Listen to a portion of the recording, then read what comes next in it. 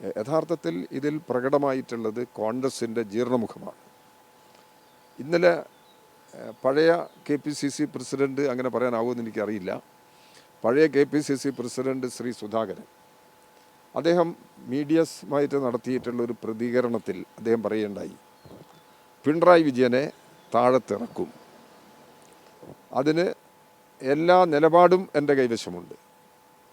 2016 തെരഞ്ഞെടുപ്പിൽ പിണറായി വിജയൻ അധികാരത്തിൽ വന്നത് 91 MLA-മാരുടെ പിന്തുണയാണ്. 140-ൽ 91 MLA-മാരുടെ പിന്തുണയോടുകൂടിയാണ് ബഹുമാനപ്പെട്ട മുഖ്യമന്ത്രി അധികാരമേറ്റത്.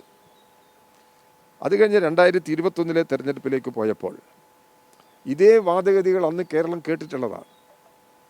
പിണറായി വിജയൻ്റെ നേതൃത്വത്തിലുള്ള ഗവൺമെൻറ്റിനെ താഴത്തിറക്കും എന്ന് ആവർത്തിച്ച് പ്രഖ്യാപിച്ചിട്ടുണ്ട്. അതിൻ്റെ മുൻപന്തിയിൽ സുധാകരൻ ഉണ്ടായിരുന്നു. അദ്ദേഹം കുറച്ച് അതിര് കടന്ന് സംസാരിക്കുന്ന കൂട്ടത്തിലാണല്ലോ. ആ നിലപാട് അദ്ദേഹം എടുത്തിട്ടുണ്ട്. പക്ഷേ 2021 തെരഞ്ഞെടുപ്പിൻ്റെ ഫലം വന്നപ്പോൾ കേരളത്തിൽ ഇടതുപക്ഷ ജനാധിപത്യ മുന്നണി ഗവൺമെൻറ് 99 MLA-മാരുടെ പിൻബലത്തോടു കൂടിയാണ് അധികാരത്തിൽ വന്നത്. ഇപ്പം കേരളത്തിൻ്റെ അന്തരീക്ഷം 3-ാം തവണയും ഇടതുപക്ഷ ജനാധിപത്യ മുന്നണി ഗവൺമെൻറ് അധികാരത്തിൽ വരും.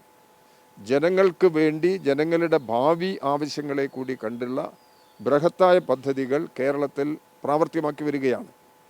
കേന്ദ്രത്തിൻ്റെ സാമ്പത്തികമായ പ്രതിരോധ നടപടികൾ കൂടി ഇല്ലായിരുന്നു എങ്കിൽ വളരെ ശക്തമായി കേരളത്തിന് മുന്നോട്ട് പോകാൻ കഴിയും എന്ന കാര്യത്തിൽ തർക്കമില്ല.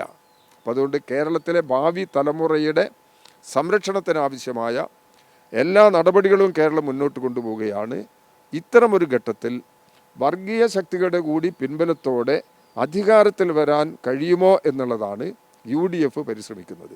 BJP-യുടെ എല്ലാ പിന്തുണയും ആ പരിശ്രമങ്ങൾക്കുണ്ട്. ഇതാണ് കേരള രാഷ്ട്രീയത്തിൽ ഇന്ന് നിലനിൽക്കുന്നത്. അതുകൊണ്ട് സുധാകരൻ എത്ര ഏത് രീതിയിലുള്ള പ്രകോപനപരമായ നിലപാട് സ്വീകരിച്ചു കഴിഞ്ഞാലും ഇടതുപക്ഷ ജനാധിപത്യ മുന്നണി ഗവൺമെൻറ് കേരളത്തിൽ അധികാരത്തിൽ വരും. പിണറായി വിജയൻ്റെ നേതൃത്വത്തിൽ തന്നെ വരാൻ പോകുന്ന തെരഞ്ഞെടുപ്പിനെ കേരള ജനത നേരിടും. ഇതാണ് ഇപ്പോഴത്തെ സ്ഥിതി.